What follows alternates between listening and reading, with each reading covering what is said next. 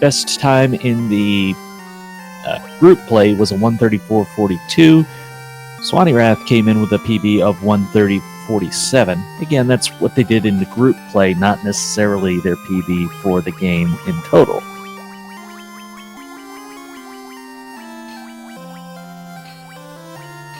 So, what notes this version of the game specifically is this equipment glitch. Our runners to go into the weapon shop and purchase one hammer.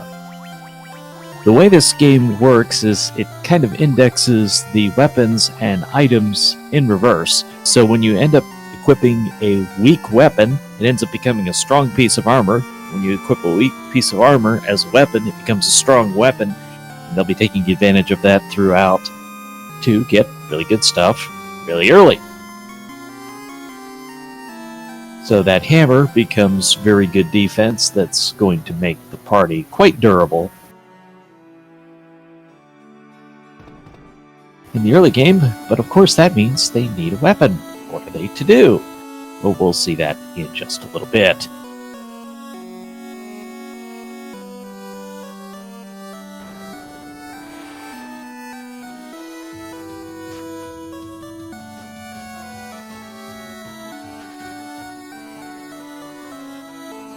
Swanee, it looks like, is going to be the first to get to Temple of Fiends up here, which is where we need to rescue a princess. We need one treasure chest out of here. That is down here very conveniently, this first one. All it contains is a hat. It's a little old leather cap. But that little old leather cap becomes a really good weapon. That weapon being the Judgment Staff. Now, we don't just want that because we can hit stuff hard with it. It actually, like many items in Final Fantasy I, has a spellcasting effect. That's going to be Flare, the strongest black magic spell in the game.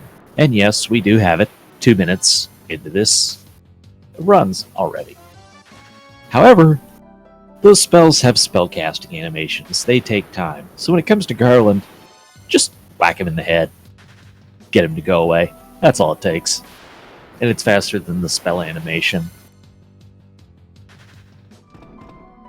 For these early fights, basically it's going to be easier and faster to melee unless it was going to take you more than one round to kill somebody.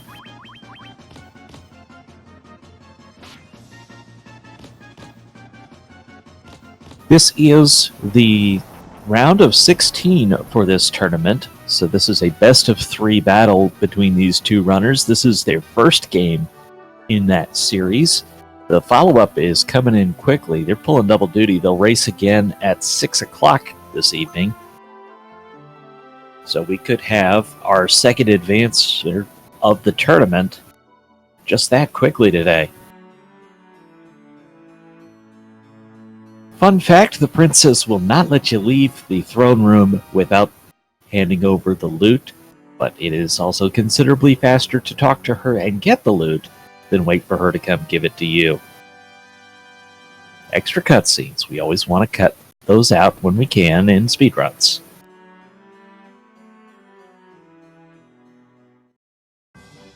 In gratitude for saving his daughter, the king orders the bridge rebuilt, and gotta admire this construction crew. They know how to get things done. My city could use them to build our roads.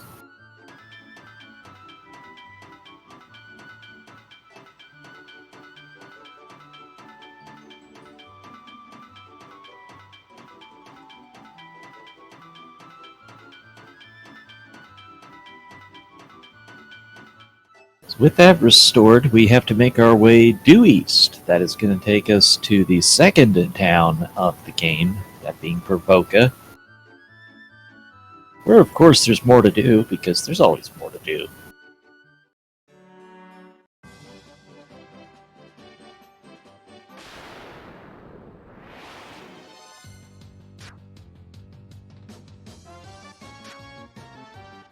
So these encounters, they're almost, in this early game, they're all going to be things that we can run away from.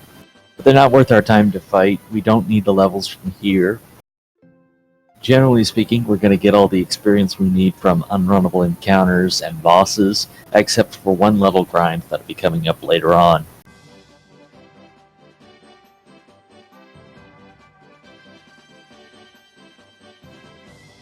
Crazy horses showing up, they're not the most common in this area, but again, none of these are actually going to be worth our time. They don't give us enough to make any kind of difference. And you see the constant one damage from everything. That's just the benefit of this high-level armor.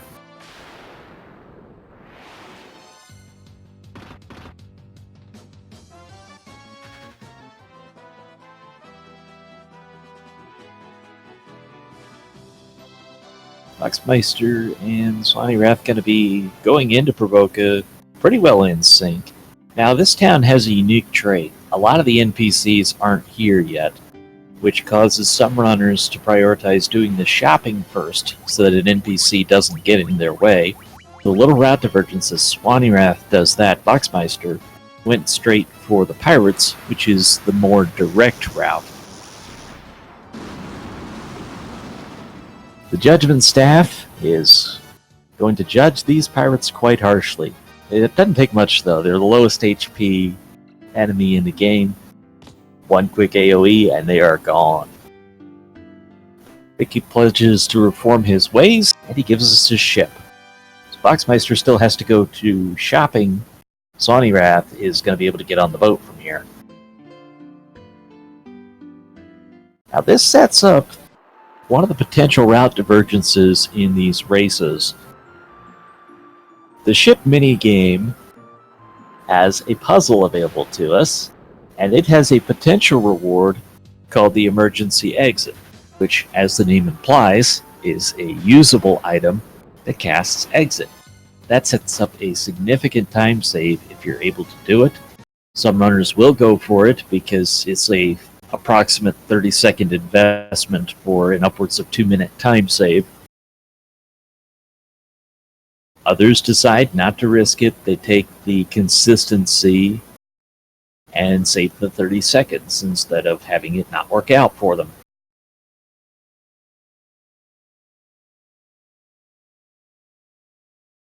Gonna switch the audio over here to Swanee Wrath as we have a momentary delay going on, it seems.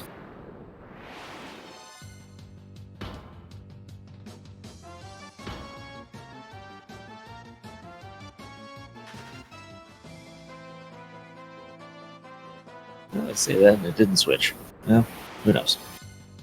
Okay, so our next destination is going to be the Marsh Cave. Here's where things really start picking up steam in the vanilla game. And by that I mean it's where they start getting terrible, awful, why, oh my, why did you do this to me game?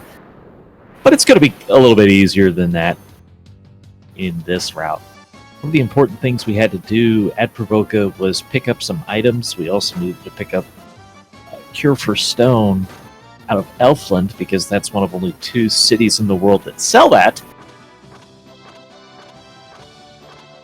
But generally speaking, there is a whole lot of poison going on in this marsh cave, so you need antidotes to that poison. We do only need 1 treasure chest in this entire dungeon. That's going to be the Guarded Crown.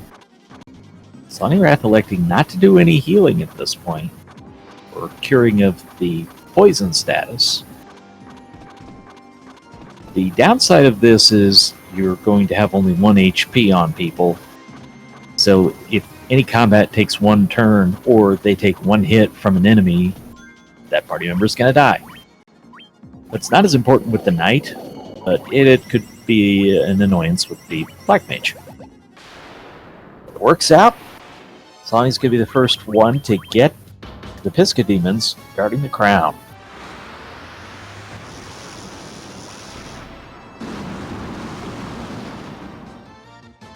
Pisca Demons will resist fire and ice magic. They don't resist flare, though. They also don't resist lightning, but they're not vulnerable to it. It just means they'll take normal damage from it. Crown is picked up for Swanee, as Foxmeister is in process of doing the same thing. You only got 3. Doesn't really matter in terms of threat for the fight. It's slightly less experience, but that doesn't really matter. Again, the bulk of our experience, especially for the mages, is going to come from a dedicated level grind later in the run. So you're not too worried, other than your ability to kill or run from a fight.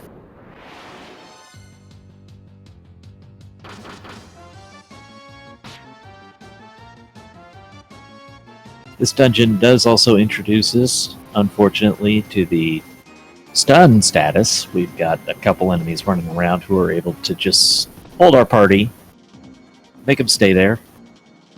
Then I believe it's a 1 in 4 chance of recovery per turn. And stun becomes a very real thing as part of this run. It's one of the biggest dangers that you face. With the crown in hand, we head up to this northwest castle. If we'd gone there earlier, we would have run into this lonely king hanging out on his throne, saying somebody stole his crown. Will you please go look for it? Well, we just skipped a step. We looked for it anyways.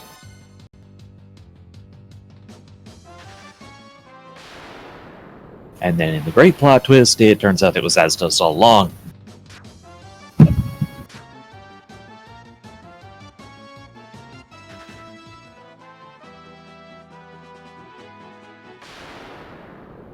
So Astos is a non-trivial enemy, especially in this early game. You could take him out with Judgment Staff. That's what Boxmeister has queued 2 of those. You could also beat him with melee. He's able to do an instant death spell to one party member. That's what he's done.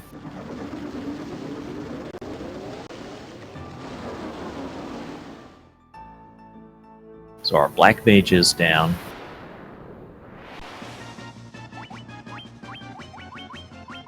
He's also got a pretty decent amount of HP for this early in the game. Oh, the strategy's just coming in stereo. Astos takes out both runners' Black Mage.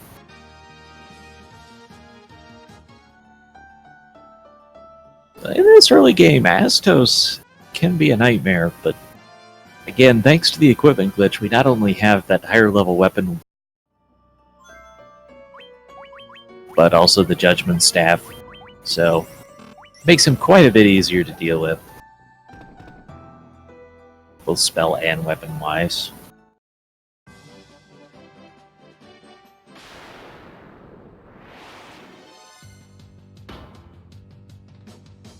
Well, our next destination is to get back to Elfland, where we left the boat parked, because we're going to have to sail the seas.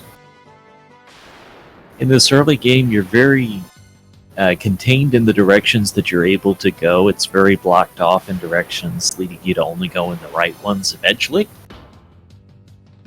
With the boat, we're able to go around the inner sea. We have access to only 2 other locations we haven't been to yet, one of which is the Dwarf Cave, one of which is Matoya's. But we'll be up to see her soon, because with the Crystal Eye, we're able to do her a favor, she does us a favor. Good system all the way around. You know, people taking care of each other.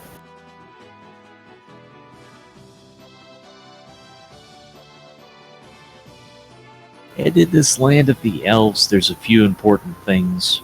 One of which, these gold needles to cure stone.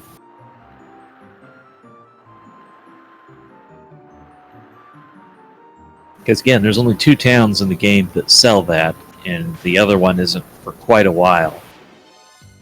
And you will most likely need some of those.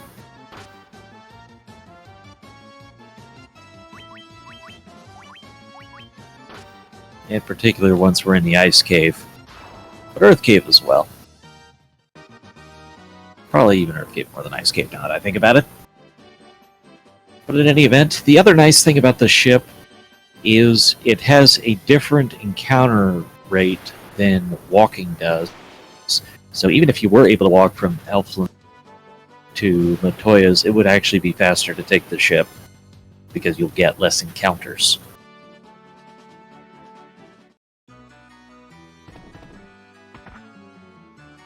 Alright, so we have a little scene when we come in here and we find out that she's having trouble getting around because she can't see.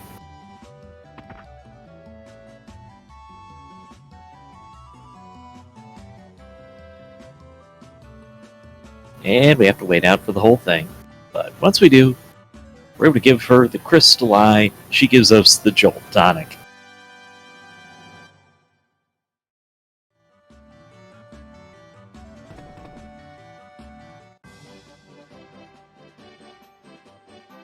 With that, we head back down to see the Prince of the Elves, who is under Astos' curse, taking a really long nap.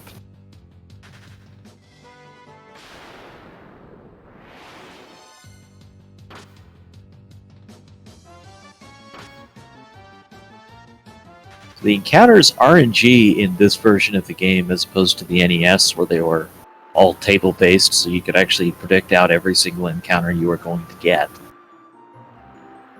That's one of the realities of running this game, is you're not quite sure what you're going to have to encounter and deal with next.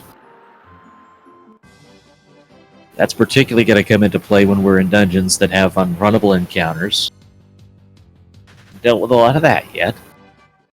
Only the Pisca demons so far. Boxmeister's going to wake up the prince, get the key.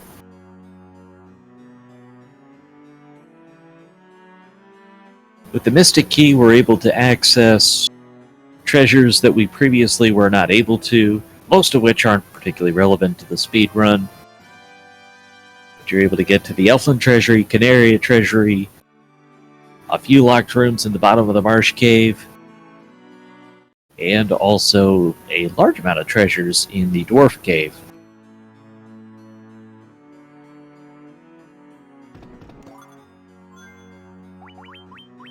And that Mithril Hammer sets us up to be able to get a different piece of armor, which is the Thief's Armlet. And that's going to be an upgrade from what we were able to do before. You do this a few times through the course of the run for the various benefits that gear gives.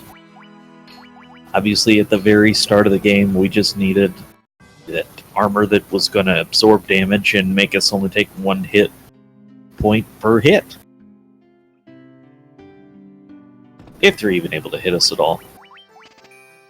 Boxmeister doing a little bit different routing on the shopping. Just now picked up the gold needles. Swanee already got that in. We've seen a little divergence between the two in the shopping so far.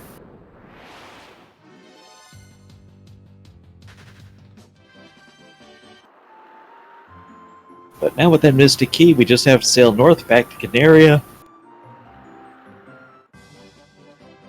Depending on which version of the game you're playing. Cornelia in this version. Yes, they did change the name in different versions, so that's a thing. The Mithril Knife picked up for equipment purposes. For plot purposes, the Nitro Powder is what is going to allow us to advance in the game.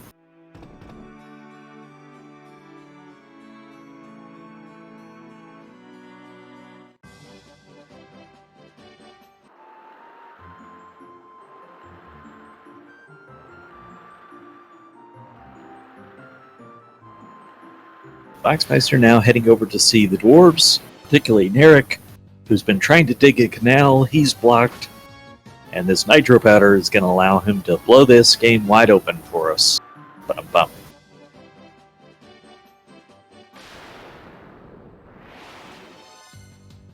We just have to actually get there first, and these random encounters are making it take as long as they can. Nothing threatening in this area of the world.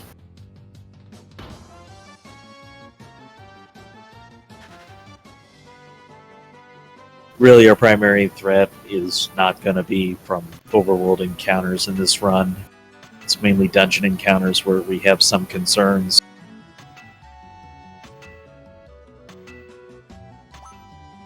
Funny Rat picking up the Nitro Powder, not the Mithril Knife, though. So, getting a little divergence between the two runners.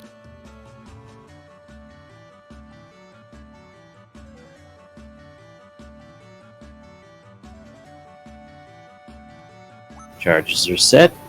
Time to blow something up.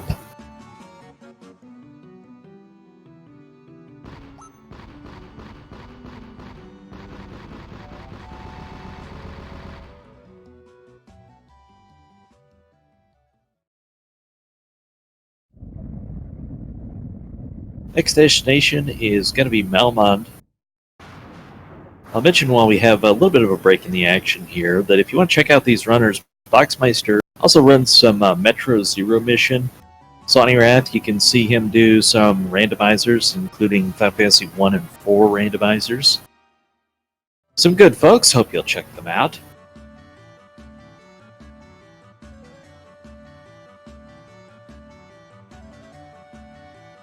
This is the first game in their best of 3 series. They have game number 2 scheduled for 6 o'clock, so hour and a half from now.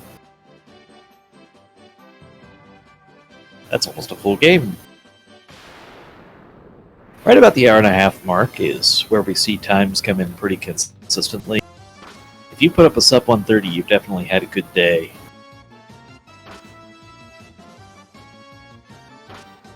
Failed run against the Wolves on that first round for Boxmeister.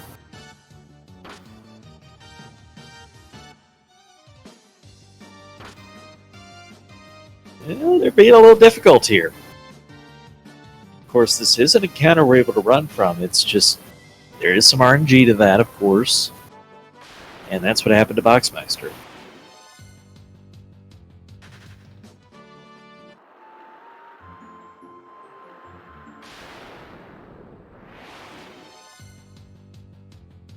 And he even gets an encounter by C. So these big eyes do have the stun effect, but you'll never run into more than 2 of them on the C, so it's not really threatening.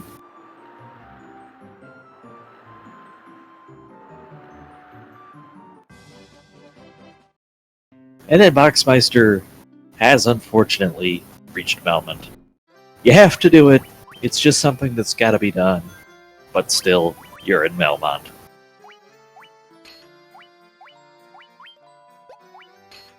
So here at the armor shop, they sell off the knight's armors that are no longer needed and purchase steel gloves. Those gloves are going to be used, of course, for turning into a really good weapon, that weapon being the barbarian sword.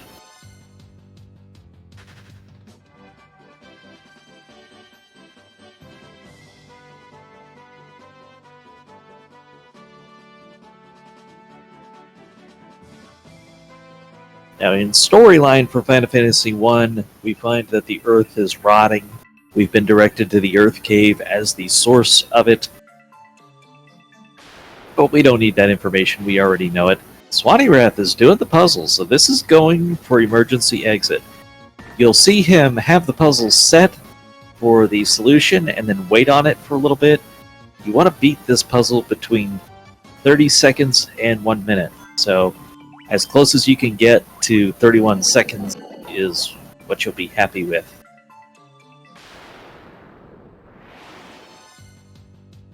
This one's a little bit off, but it's going to get there in time.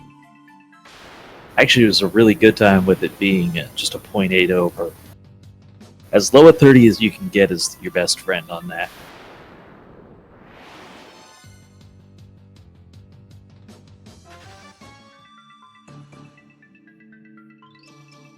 If you're able to get the emergency exit, it is particularly helpful in this Earth Cave section because you're able to use exit after the vampire instead of walking all this ground over again. We do have to worry about a couple of encounters here. First of all, notably, we could run into the Pisca demons again. They will be unrunnable if we do encounter them. There's some status effects that come into play here. Stun is definitely a thing that can happen. And stone is also a thing that can happen. The vampire, well, he's there. That's really all you can say. He's there. And now he's not. The barbarian sword has that way of just making the vampire not be there anymore. We obtain the Star Ruby as our great reward. What do you do with the Star Ruby? Well, naturally, you go to this cave in the middle of nowhere and you feed it to a stone golem. What else would you do with the Star Ruby? And the bats. So, bat movement is very definitely RNG. And this dungeon in particular is notorious for its bats and their ability to get in the way when there's these constant one-gapped corridors. And a bat can block you for a considerable amount of time if they just feel like being jerks.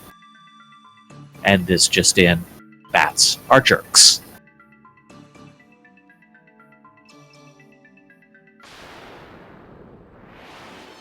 So here we have Swanee Wrath. He definitely wants to get out of this fight because this is the enemy that can turn you to stone, as demonstrated on screen. That was not a commentator's curse. They did it before I said it. I deny any responsibility.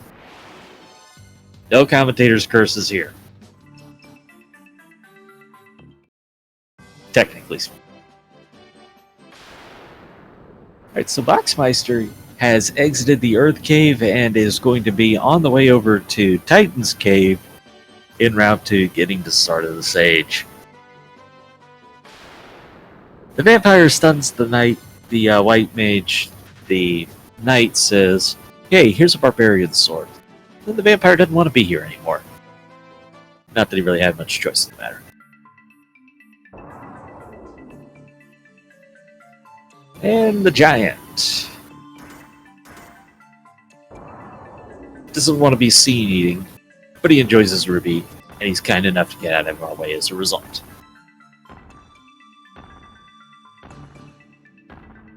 This was like Thanksgiving for him. He had to go take a nap after.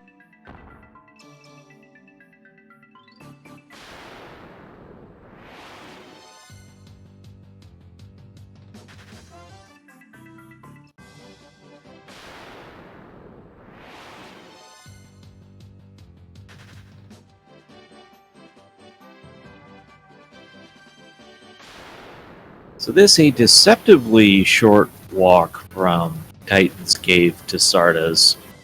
It's not very far on the map, but encounters can really slow you down for this section. And these shadows are getting in the way, but Boxmeister is through. Gotta pick up the Earth Rod here, allowing us to progress through the game. The Minotaurs are giving Swanee Wrath the business, not letting him get out of this fight. Now he does. And moving on.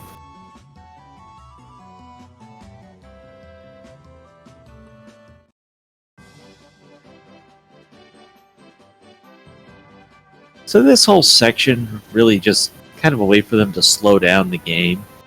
The Earth Cave is really not that long a dungeon if you're just going through it. So they force you to walk out, go all the way over to see Sarda, then go all the way back into the Earth Cave. Makes the whole thing like 50% longer.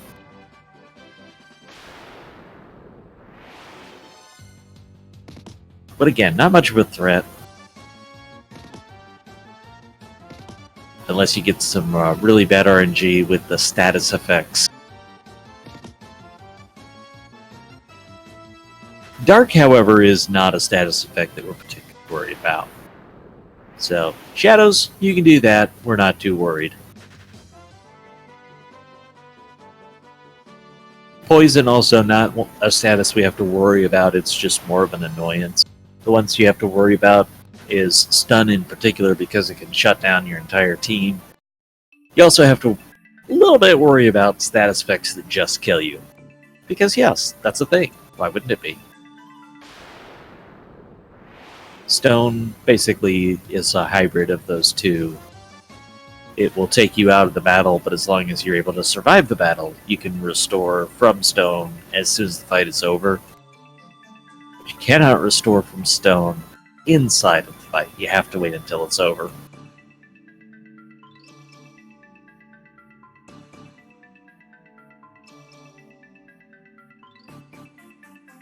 Boxmeister is getting back to the vampire room very quickly. Having a little bit better time with that fight than Sonny did earlier.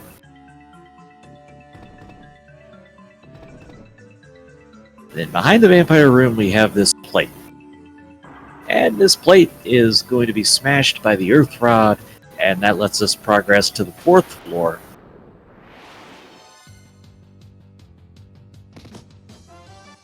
And obviously that's what we need to do to advance in the dungeon.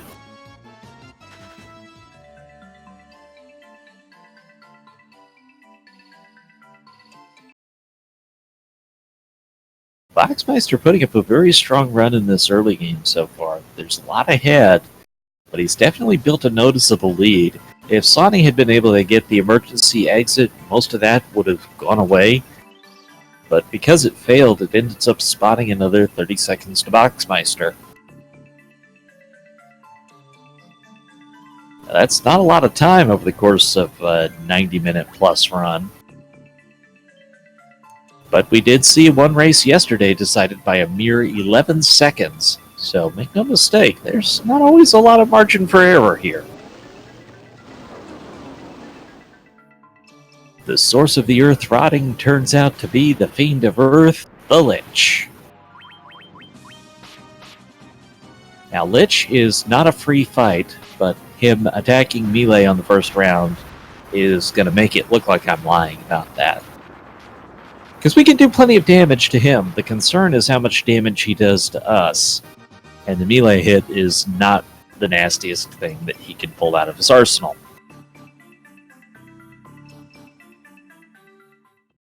So we restore crystal number 1.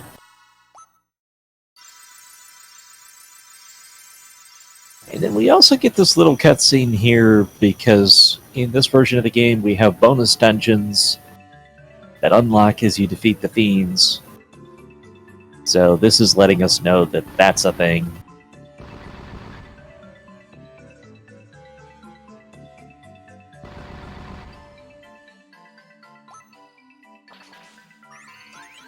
Sonny Wrath running into the Pisca Demons here, and again, this is an unrunnable encounter. For early game enemies, they're a little bit high on the HP, especially with all that they resist. And if we didn't have the defense that we do, they are quite strong hitters, so they're not that friendly of an encounter if you aren't doing the equipment glitch to have as much as we do. It's just good to remind yourself of stuff like that once in a while so that you appreciate just how overpowered you are at this stage of the game.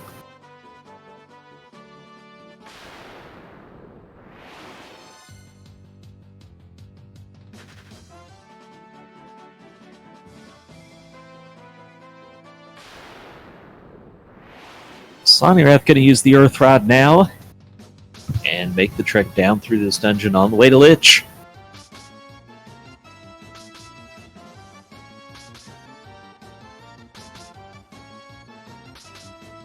Well, here we are with one of the enemies who can use the stun status on just the normal attacks on Boxmeister's side, and you're worried about them stun locking the entire party.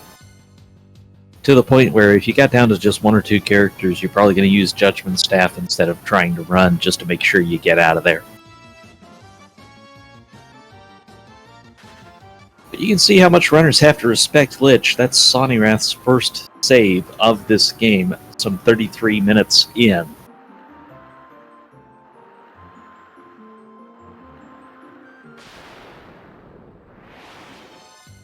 Now with the Earth Fiend defeated, we head towards Crescent Lake and the Circle of Sages. You can get here earlier, it just won't do you any good until you've actually defeated Lich. And since he's kinda sorta on the way to getting here, it's good to take care of business before coming this way. Sonny Wrath taking care of business with Lich will soon be on his way to Crescent Lake. Kind of get a sense of where they're at. I'll do it based on the canoe pickup. That's going to be our next important item.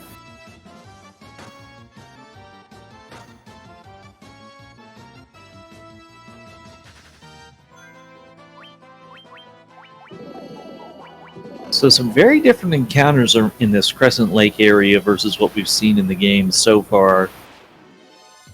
enemies that would hit you considerably harder, again, if we didn't have the defense that we do, so we're able to safely get in here.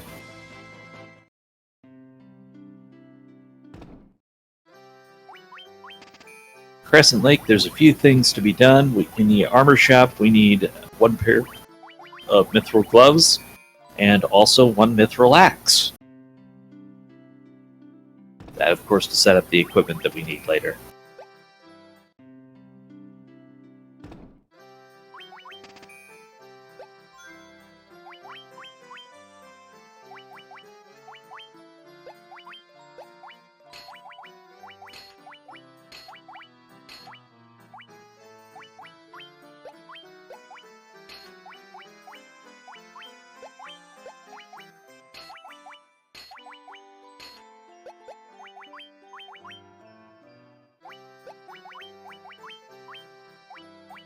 Here in Crescent Lake with the Circle of Sages, we're able to get the canoe, which is our next item that starts unlocking the world for us. Final Fantasy 1 built to have that progression of world access based upon the items you find.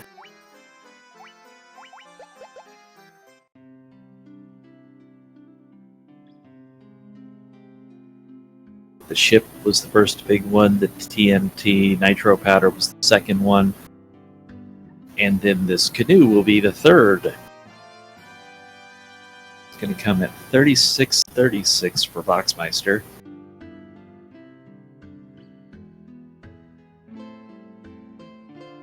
Looks like Sonny had a little bit better encounter rate getting this far, so chance to close up a little bit of time here.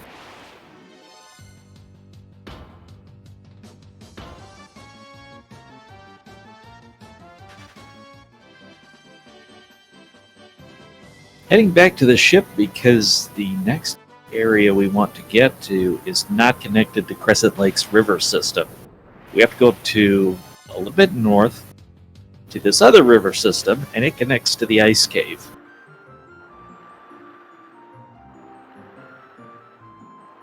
And then wherever the river meets the sea like that, you're able to stop your ship and just get off on the canoe, and it is a portable dock for us.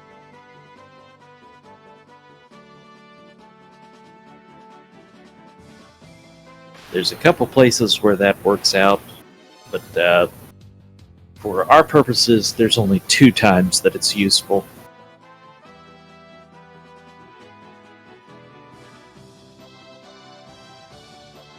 Sonny now catching up on the equipment. Gonna be done with that right about the time Box is getting into the ice cave.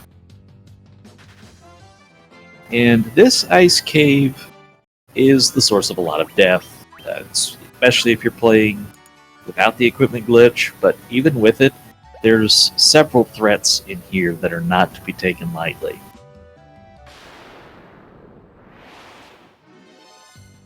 So again, we have one of these enemies here that can turn us to stone, and that's 6 of them, so that could easily wipe out the party. Be 38-33 for Sonny to pick up the canoe. So that's right at 2 minutes right now.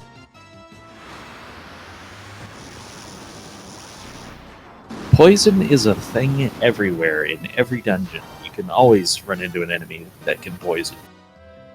We have the Pack of the Pisca Demons, which is unrunnable, but that's honestly not the scariest unrunnable we're going to face here.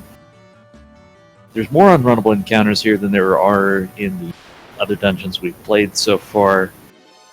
The Pisca Demons notably, but also the Ice Gigas in Frostwolf counter. Stun coming into play. So probably worthy of note that the Final Fantasy 1 battle system, NPC logic is targeted to, it's not pure RNG. It's not 1 in 4 that they're going to hit a party member. There's a bias to target that first party member, then the second party member, then so on and so forth. So they're more likely to hit your fighter than anything else. Voxmeister had a good run through the first half of this ice cave. Roughly half.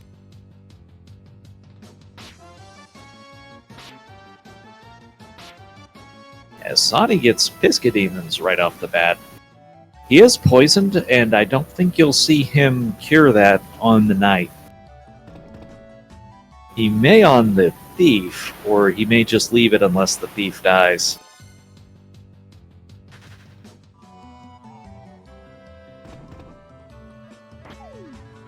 But we're skipping all the treasures because all we're worried about is this Leva Stone.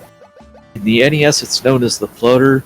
Whatever you want to call it, it's what allows us to access the airship.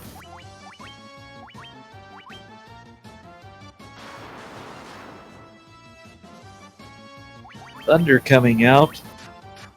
Takes out the two party members that Boxmeister wanted it to. Right now he just wants the mages up because... Oh no! Oh no! That was not the plan. Boxmeister was just trying to go back and forth between the eyes. That was a misstep, quite literally. All throughout that particular room, there are these pitfalls that take you to the same place, which is what we want the first time through. Every other time, we don't want it until after we've done the level grind to get these mages to 19. So this is a pretty risky spot to be in for Boxmeister. Oh, this is bad. That's why this is bad.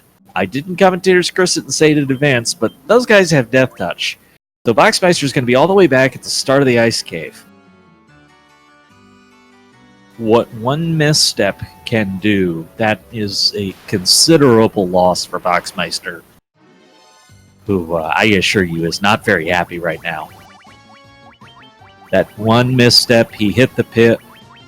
Now he's got to redo the entire ice cave when he was set up perfectly to do the grind for experience right there, which is where Sonny is going to be right now. And he's in a great place for this, having poison on the fighter and thief, so all he's got to do is get through one round of combat. They're done, no matter what the Evil Eye does.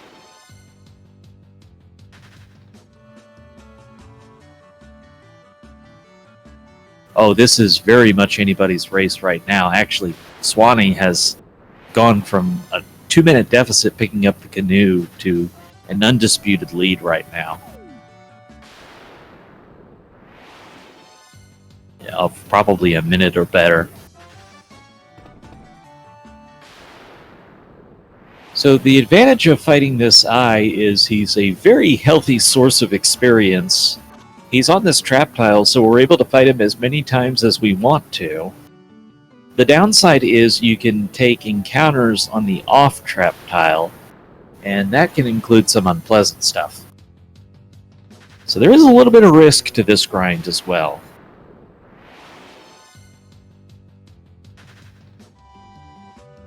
But basically we are getting our mages up to their endgame levels from this fight.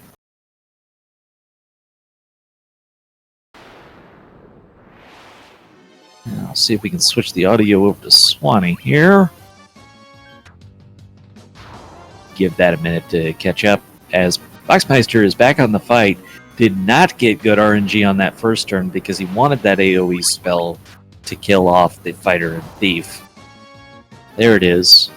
But it took an extra turn. Oh, and it took out his Black Mage too. Now, he'll be okay for this first fight, but now he's got to do an extra eye to make up for that. Because he does need that Black Mage level. That's very important to the run. So on top of the misstep earlier, some bad RNG there for Boxmeister. That's about as bad as one round could go for you on that fight.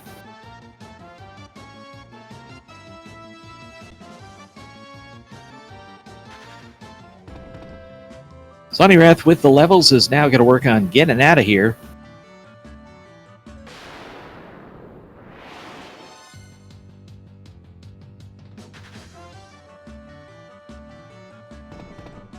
And I almost dare say it's been a tame-ish ice cave so far.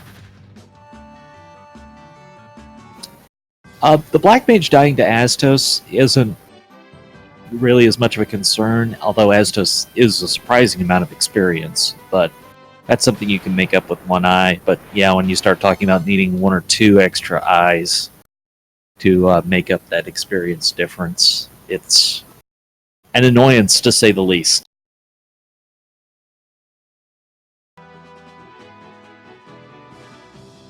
So Astos is really good experience, but you're talking about a quarter of his experience versus half of the eye's experience. I think the eye comes out slightly better on that, but I'm not sure the exact numbers.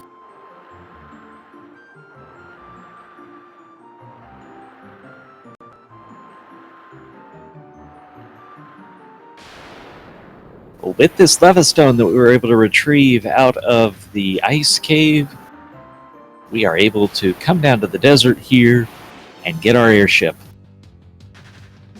How this airship got here, nobody knows. It's just one of the great unsolved mysteries of Final Fantasy I. Foxmeister got the off-tile encounter.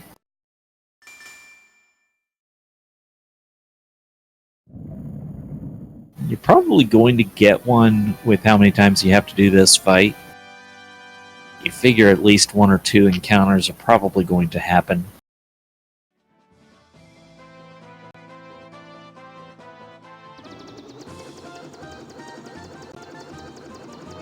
Looks like he's going to go with the Black Mage being at level 18. The White Mage has that extra level,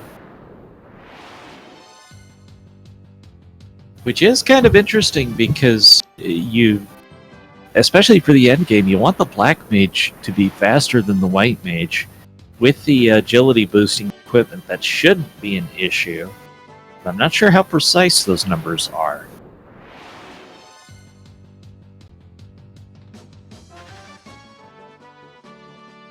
Oh, getting the pack of Pisca Demons for good measure. Very unrunnable. I think that potion was supposed to be a Phoenix down. And he was trying to get experience on the fighter, but that's not going to be any significant loss. I think all Boxmeister was going for there was to save menuing time and not need to revive the knight later on. Just if you can do it in battle, that's one less menu that you have to go into. Welcome to the Citadel of Trials. This is required for getting class promotion. A couple of unrunnable encounters here. This is the first one, the Minotaur zombie. Lots of unrunnables actually happen to be undead. So this pillar maze, quote-unquote maze, all we have to do is take that second pillar every time. Really easy to learn.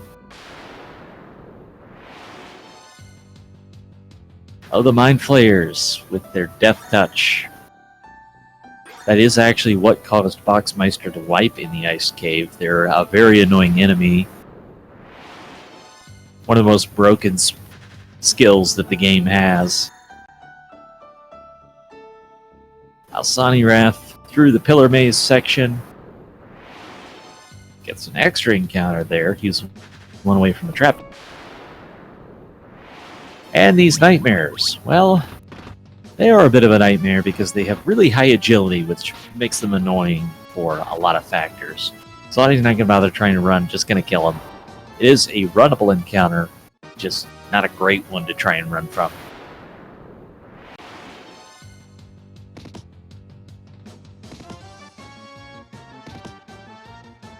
Boxmeister going to pick up the airship at the 49-minute mark and change. Medusa is going to turn the Black Mage to stone. And that's definitely going to force you into the menu.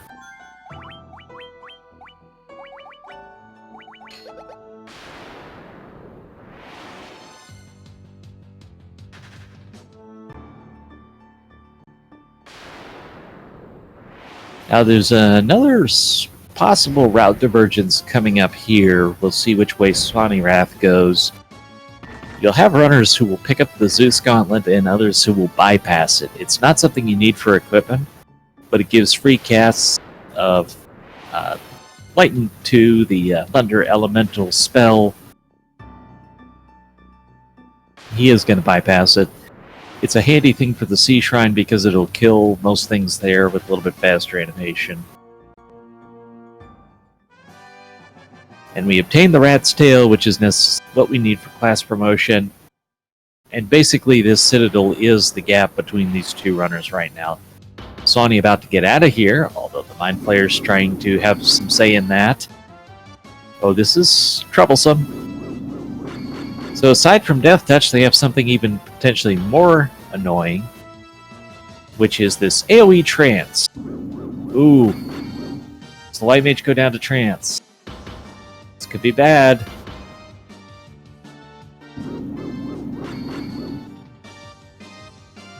And Sawney is stun-locked.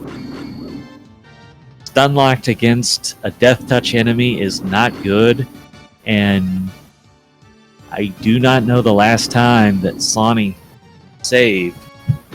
That could be all the way back to the start of the Ice Cave, potentially. That's the last time I'm sure he would have saved.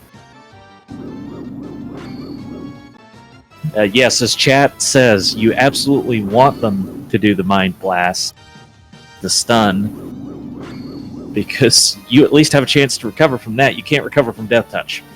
The runaway fails. This is bad. I'm a little surprised he didn't go for the Judgment Staff there. But a good round. Can he get away? He does. That has got to have Sawney doing a huge sigh of relief. Gets the double zombie dragon encounter, not just the single. This one's 1-2. And Boxmeister did pick up the Zeus Gauntlet. I'm sorry, I'm not sure what it's actually called, but Zeus Gauntlet, the original. But the free Lightning 2 that's going to be available for Sea Shrine. And Sawney Wrath's going to get out of here. Boxmeister, by the way, was able to make up a tremendous amount of time because of that stun lock. Yeah, as chat notices that just as I was saying it. That was a tremendous pickup for Boxmeister. And by the way, that's not the last time we see that enemy. Just as an oh, by the way. But that is one of the worst enemies you can run into in this game, no matter what the version. I haven't seen Sawney save since getting out of here, so I would assume the next save is going to be sometime at the Sea Shrine.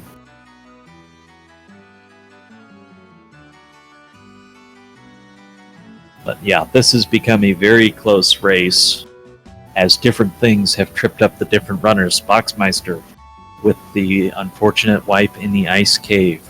Sawney Wrath with the stun lock in Citadel of Ordeals.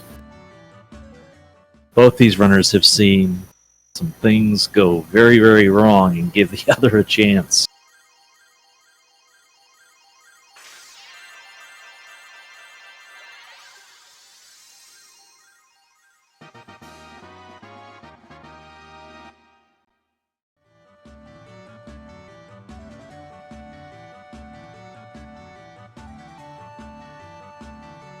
With class change, we're able to do various different things. Of course, in the vanilla game, it lets you unlock better equipment, but hey, we've already done that because of the equipment glitch, so that part's not very important to us.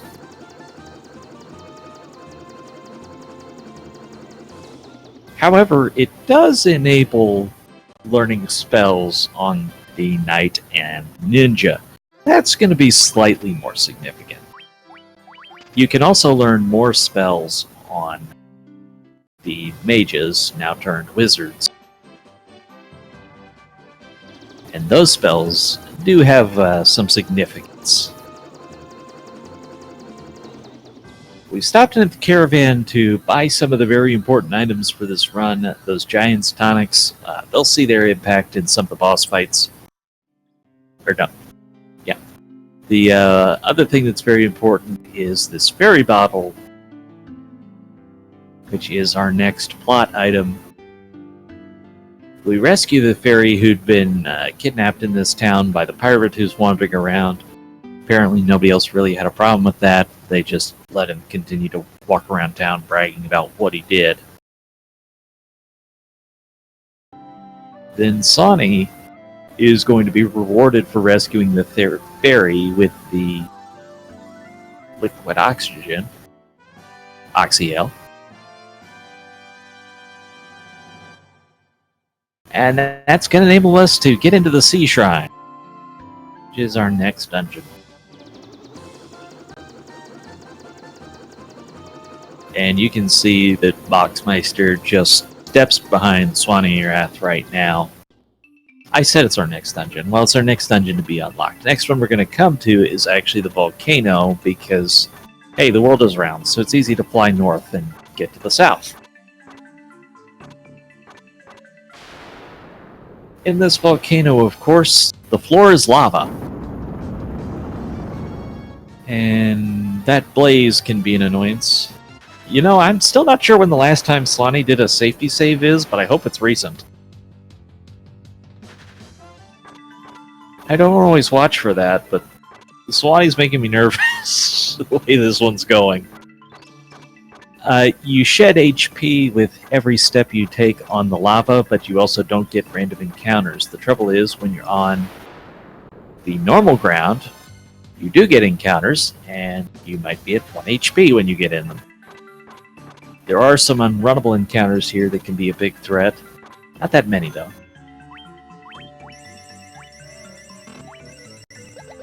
And Sonic going to heal up as there's a lot more normal ground on this floor than other floors.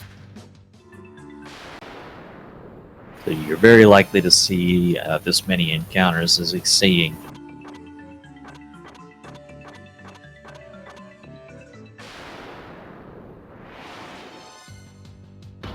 Boxmeister working through the volcano as well.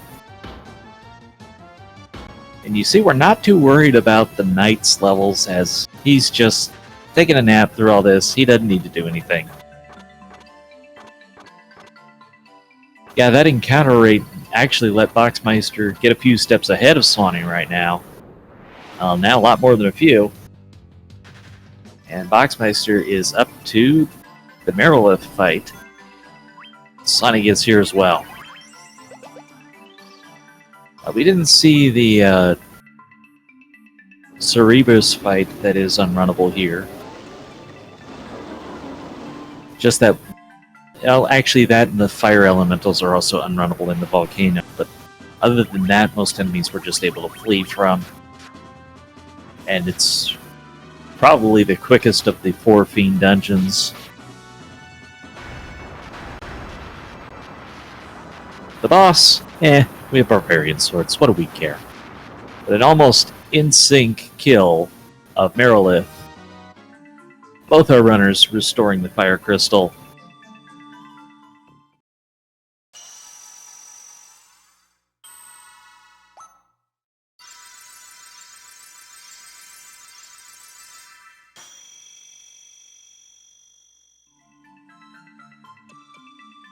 And then they will be moving on. So as we're roughly, not exactly, but roughly at the hour mark, do a little recap of what's at stake here. So we have Swanee Wrath and Boxmeister matching up in the round of 16 for this Total Chaos tournament.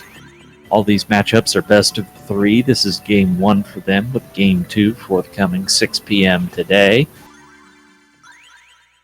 With the tail of the tape, the PB slightly favors Swanee, but this run is proving that this is absolutely anybody's game.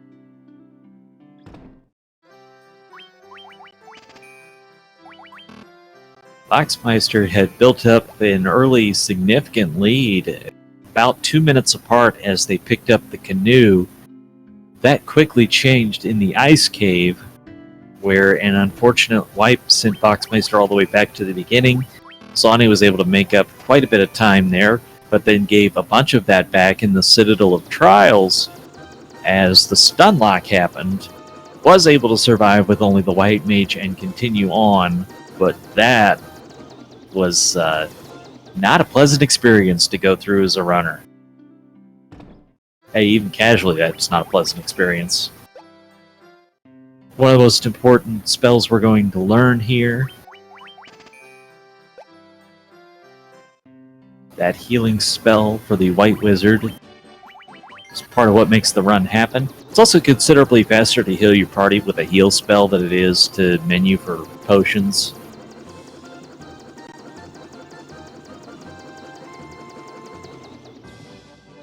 Now Boxmeister is going to be the first one to get into the Sea Shrine. Probably noteworthy, this is one of the areas of the world where there's actually an unrunnable encounter.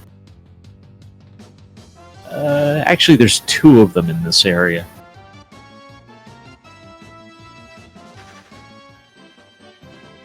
So we're kind of hoping to avoid those. By kind of, I mean entirely.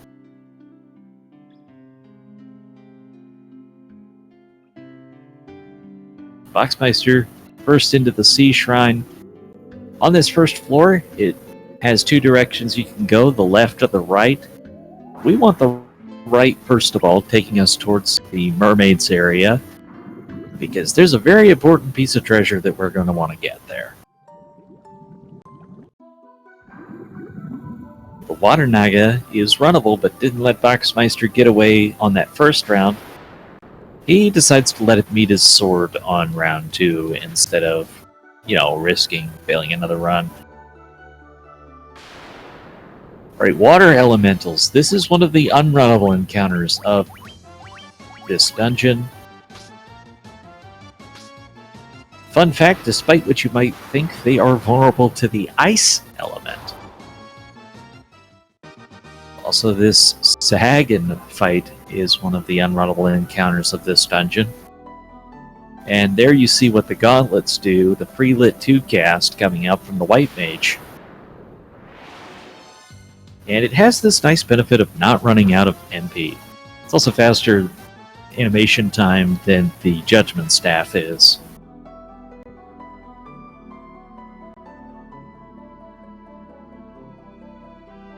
Boxmeister gets the required plot item of the Rosetta Stone. Gonna take us a while before we do anything with that, but very important to pick it up now. Teleport lets us go back a floor without having to walk all that way.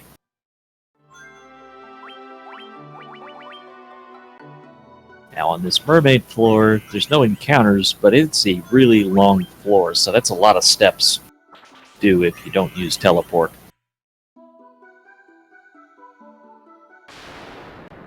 Puts us back on the first floor, and then we go over to the Kraken side of the Sea Shrine. There is one more treasure chest we'll see runners stop to get, and that is one that contains the light axe.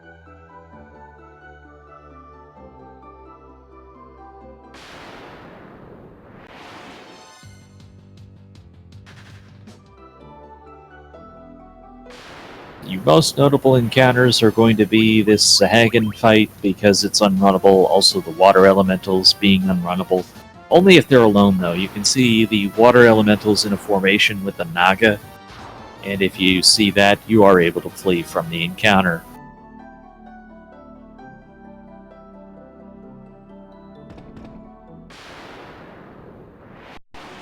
Boxmeister picking up a ribbon there instead of later. That could set up for a little bit of a time save, potentially.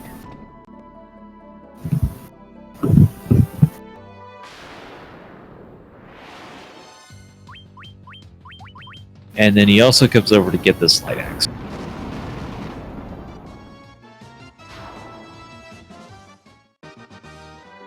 Turning that into the survival vest.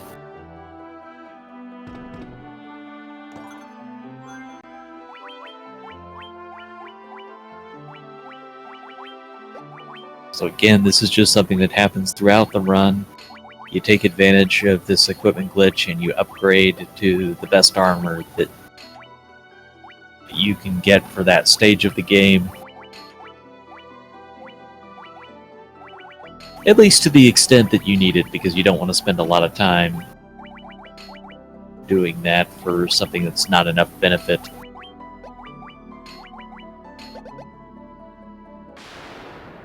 It looks like Swanee able to menu just a little bit faster through there.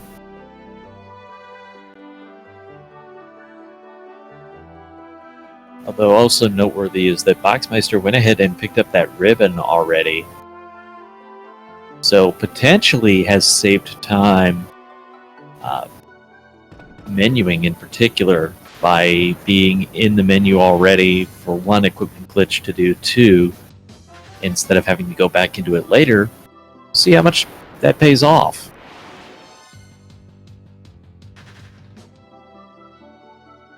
Both our runners now on their way to see the most dapper of the four fiends. Kraken.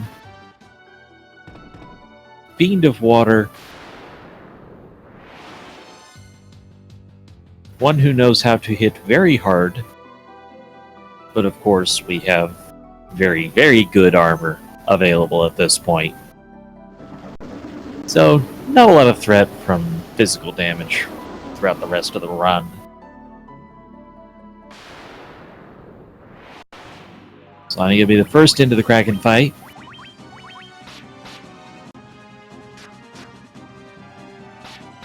Over 1,000 damage.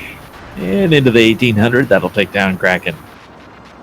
1,300 in one shot from Boxmeister, 1,000 on the second shot, so a very slightly faster fight for Boxmeister.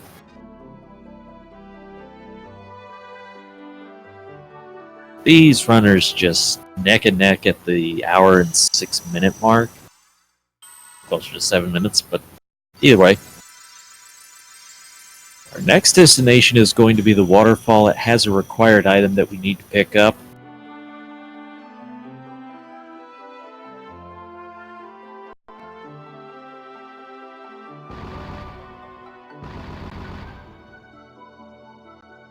And oh, by the way, these little scene as another one of the fiends is defeated unlocks another potential bonus dungeon.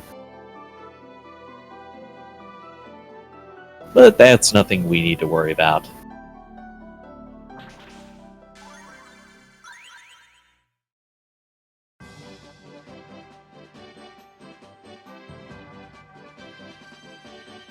Instead, we worry about rowing our canoe up to the north here. This waterfall dungeon awaits us.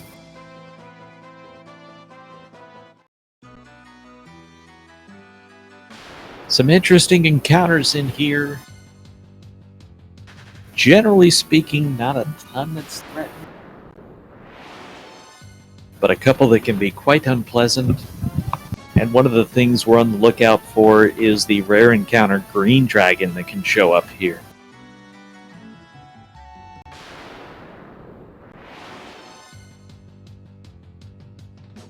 Getting more nightmares than golems on this one.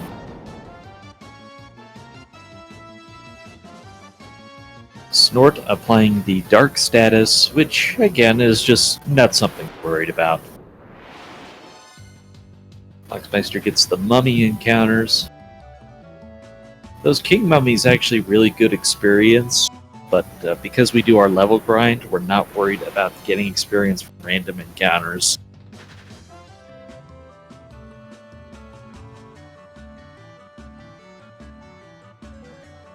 Sonny's going to be into the robots room here, and that is a terrible formation. Gets his ribbon, and gets the cube.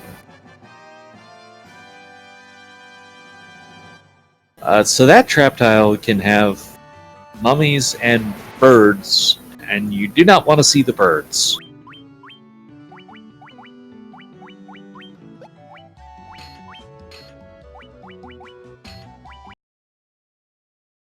Now, Sonny Wrath is going to take advantage of the ribbons. So for the ribbons, the base game has 3 of them. But who wants to hunt down 3 of them when all we need is 1? That one ribbon gets glitched back into a weapon that we don't need, but then we can glitch the weapon back into multiple ribbons and have one available for everybody. Now, Boxmeister already did the ribbons, so is not going to need to menu here to do the equipment glitch. He instead just has to menu to warp out. That's gonna be a little bit of closing between them. But overall, through that waterfall, Sonirath was able to pick up some time, a little bit better encounters. Nobody got the rare green dragon.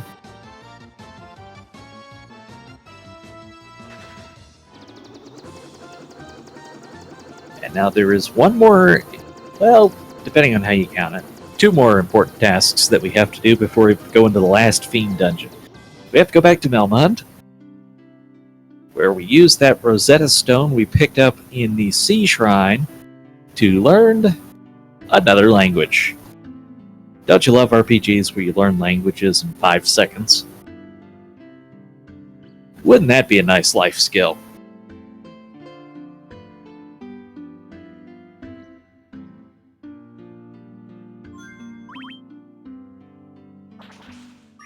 That very nice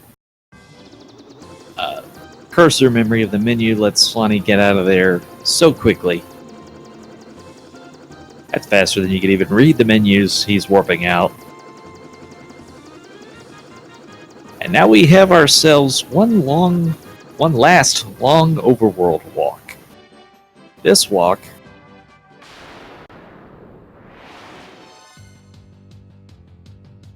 is to get our last of the missing plot items.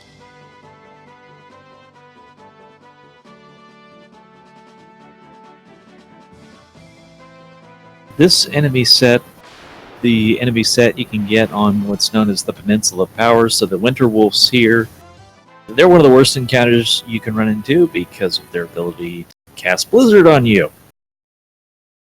And you don't want that. It's the middle of summer, you don't want to be freezing. You just feel like you want to be freezing. But we pick up the chime here, and that allows us access to the Mirage Tower.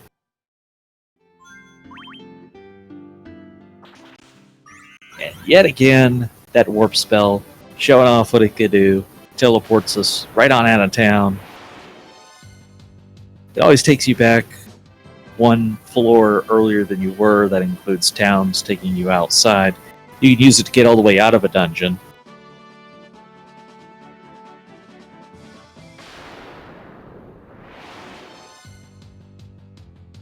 But for our purposes, that's going to be the last time we.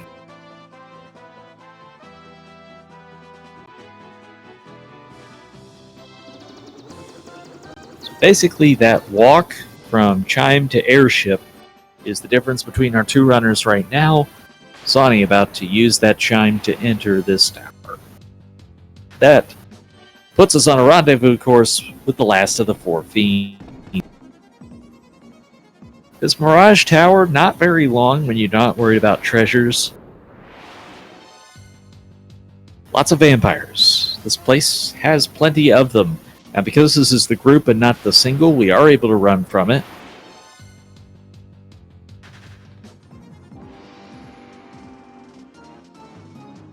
The most notable unrunnable encounter of the game resides at the top of the Sky Castle, that being Warmac.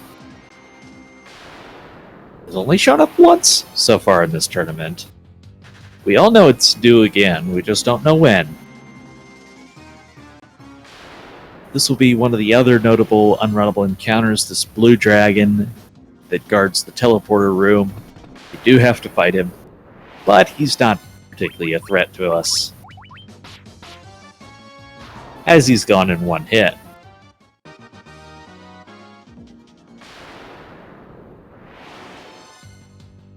And that fight's just an extra annoyance right before the teleporter. Now the Flying Fortress, which is again very, very short when you're not worried about getting treasure.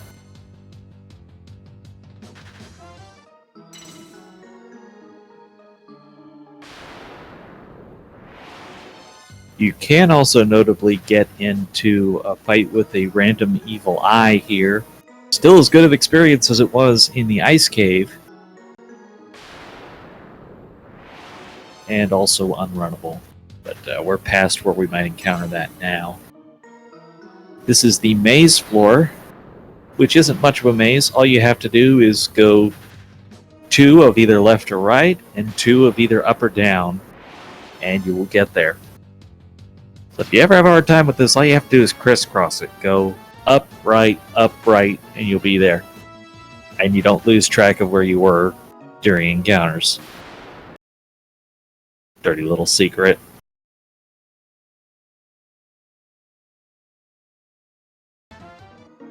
Boxmeister, obviously not far at all behind. Just about a floor and maybe a half. Sonny on what's known in Final Fantasy 1 as the Bridge of Destiny. Not only on your way to the 4th orb, but that is where Warmech lives. But sadly, we're denied a Warmech.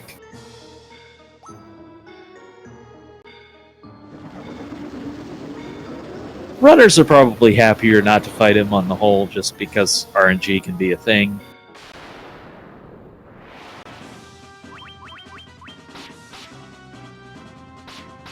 And you want to get on with it. Here's Tiamat casting thunder on our party. And that black mage seems extra squishy today.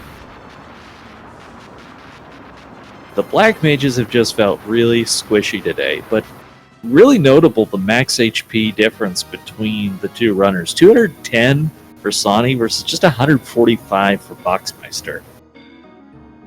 Also, unlike the other elementals, fire, earth, and water, you are able to run from the air elemental. They are unique in that aspect.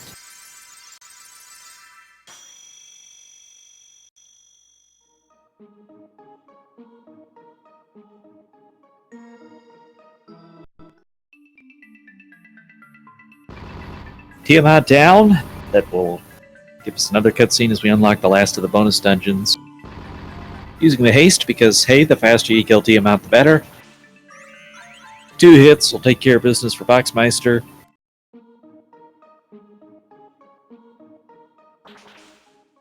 Oh, extra encounter for Sonny. Boxmeister going to get a true final boss of the dungeon now.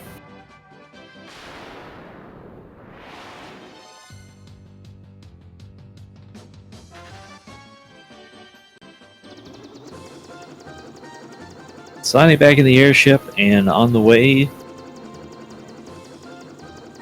to our final dungeon, which is all the way back at our first dungeon. Little cutscene as the final bonus dungeon is unlocked, but we're not too worried about that. We are just worried about going back into Garland's room. Because where else would the game end but all the way back where it started? Also, fun fact, the bats will talk now. Once you have all 4 orbs restored, the bats will tell you exactly what you have to do. But it's a speedrun. We don't need to talk to bats. We just need the bats to stay out of our way.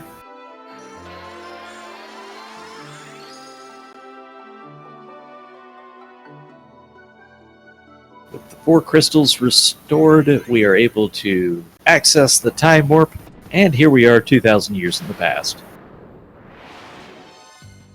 Purple worms are going to be one of the many, many, many unrunnable encounters that inhabit this Chaos Shrine.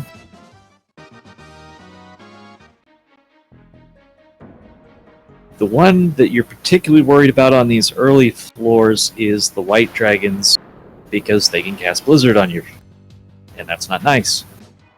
Also, the green dragons are unrunnable, and they will do damage poison to your party. And that would be them right there. They are weak to ice magic. Sonny pulls out the Blizzard to take care of all 4 of them. They are unrunnable and can do a lot of damage, but being unrunnable, they are not able to ambush you, which is very, very nice.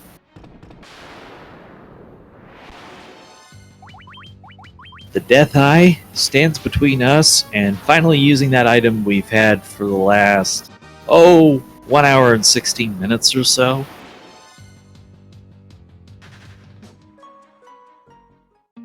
The loot that the princess gave us in thanks for rescuing her.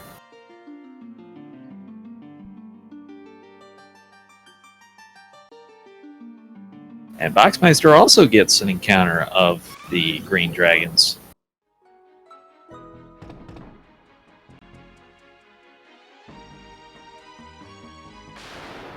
Takes care of business. And moving on. The Ice Gigas and the Winter Wolves. This is one of the encounters that really worries you because of the Winter Wolves' AoE magic, and this is an unrunnable encounter. As I said, when it's unrunnable, it can't ambush you. So, we at least have the chance to go first.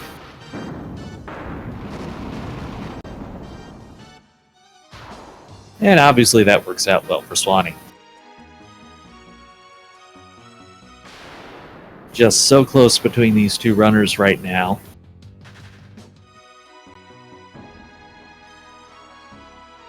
That encounter is one that can crit quite a lot, so it's still a bit of a trouble if you don't get away from it. Chimeras, though, nah, we're not worried about them. Been pretty similar pattern of the encounters for both runners. Boxmeister this time going to use the Judgment Staff. That should still do plenty of damage. Oh yeah. Just anything that gets you out of that fight without taking a bunch of blizzards is a good thing. Earth Elementals, this of course will be another unrunnable encounter. See, I think that puts us at 4 we've seen so far. And we're not even halfway. Actually, this is roughly the halfway mark, I think.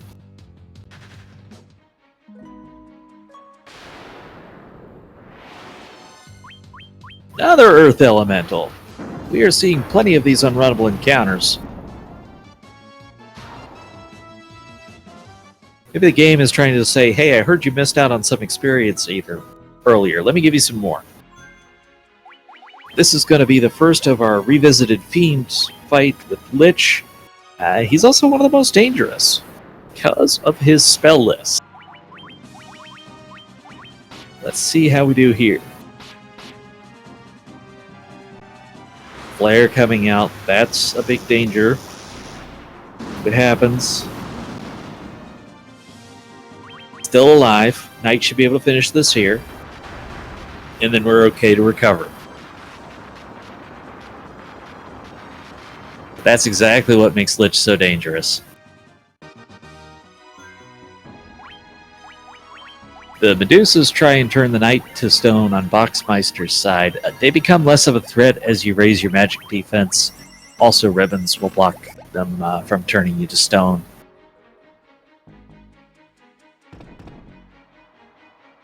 Swanee is on to the fire floor, having very good encounter through here, which is not necessarily what you'd want. You'd rather get the fights here than on the next floor, if you had control over it.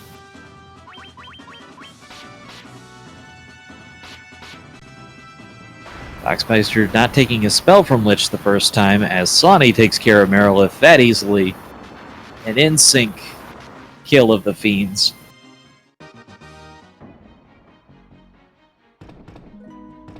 Onto the water floor.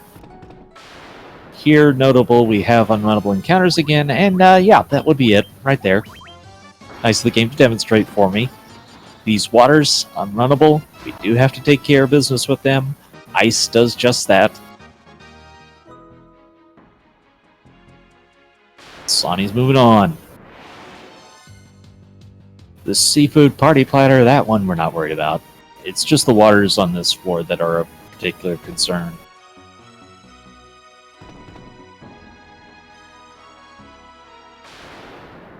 And it wasn't that long ago that we had to deal with Kraken 1. Now we have to deal with Kraken 2. Coming out with the physical hit for only 8 damage. That's just the armor. Kraken 2 is actually one of the strongest enemies in the game in terms of the ability to hit physically. But it goes down at the 125 mark. Boxmeister on the same floor.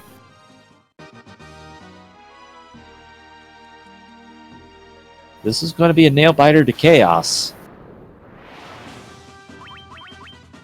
Swanee here against Tiamat. We get turn order? Yes. Tiamat, one of the highest HP enemies in the game.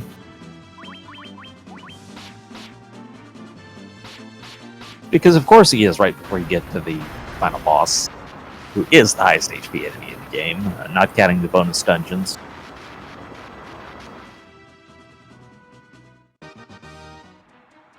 Swanee is through. Air Elementals. Part of me was wondering if that was going to be Iron Golems. I was just expecting it with how many other unrunnables we've seen.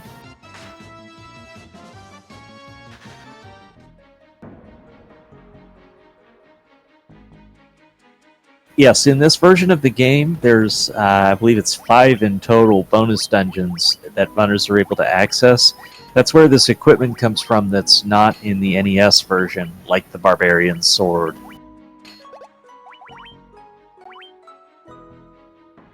They exist in the game because of that those bonus dungeons. And then we're able to access them with the equipment glitch.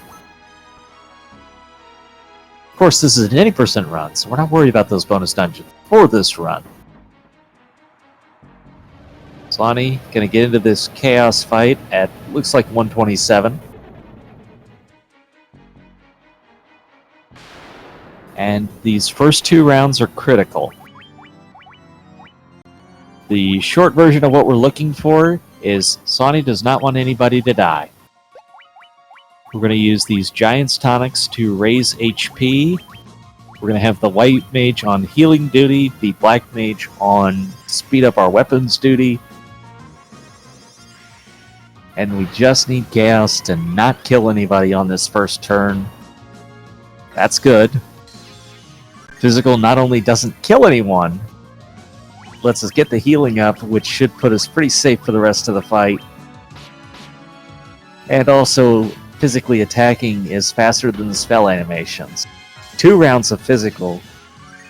That's fantastic RNG so far. Boxmeister doing the final equipment setup for this fight.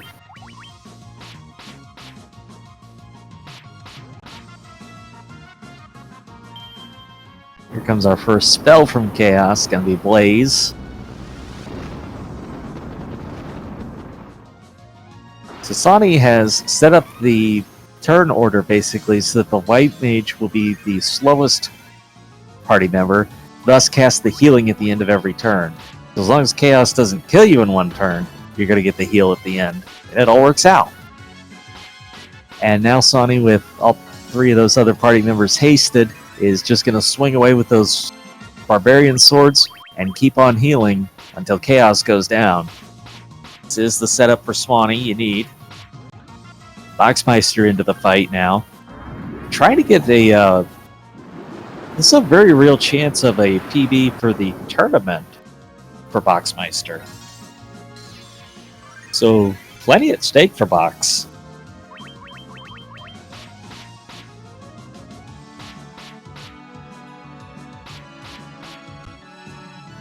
In fact, actually, Swanee is on PB pace here as well for the tournament.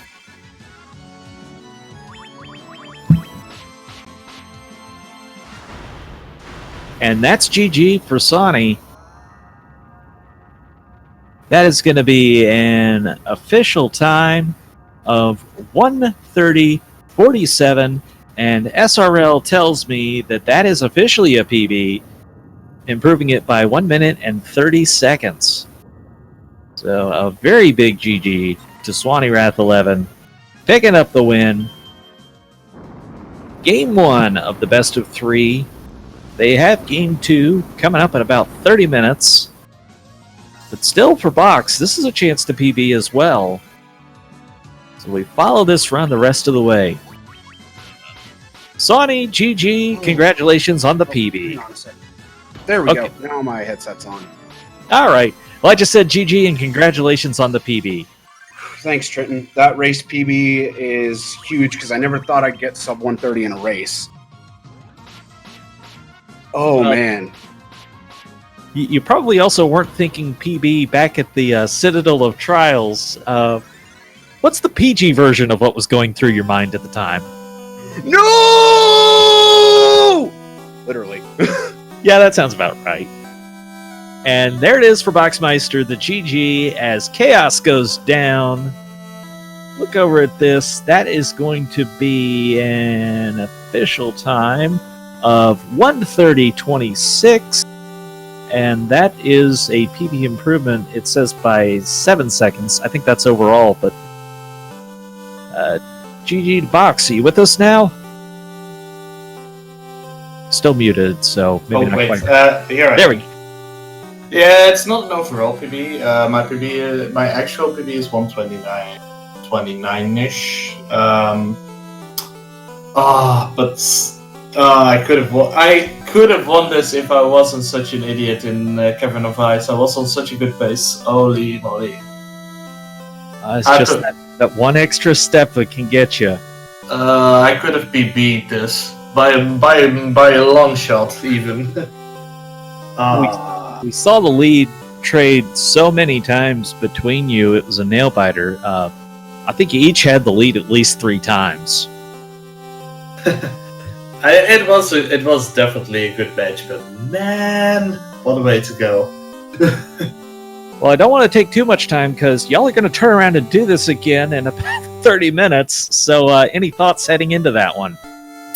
I am not having that happen to me again in Cavern of Ice. Dear Lord, that's rough. I lost at least how much time there? 2 minutes or something? It was a 2-minute gap at the canoe pickup that you had, and then obviously Sonny was back at the fight before you were. So, yeah, he was a minute ahead or something after that. Yeah, that was probably about a 3-minute swing. Man, this could have been such a good big PB for me. Oh. Well, it gives you something to look forward to with the next one. I've been close several times the past few days. It's gonna happen so soon. I feel it, but not if I make mistakes like that. Well, my advice, stand up, stretch, clear your head, take a break before that next race, and good luck to you then. Definitely gonna take a break. Well, Swanee, before you go take yours, any final thoughts? GG's Box. That was a tense race. Also, the time was not an actual PB because my PB is 127.02. But man, does it feel good to finally have a sub 130 on the board and in the top 16, no less. Well, it was a tournament PB at least. It was. You got to take them any way you can get them. So, absolutely. Thank you both for a good race. Good luck to you forthcoming, and thanks to everybody who watched us today on Speed Gaming 3. I think we're on the same channel for the next race at 6 o'clock. Hope you'll join us then.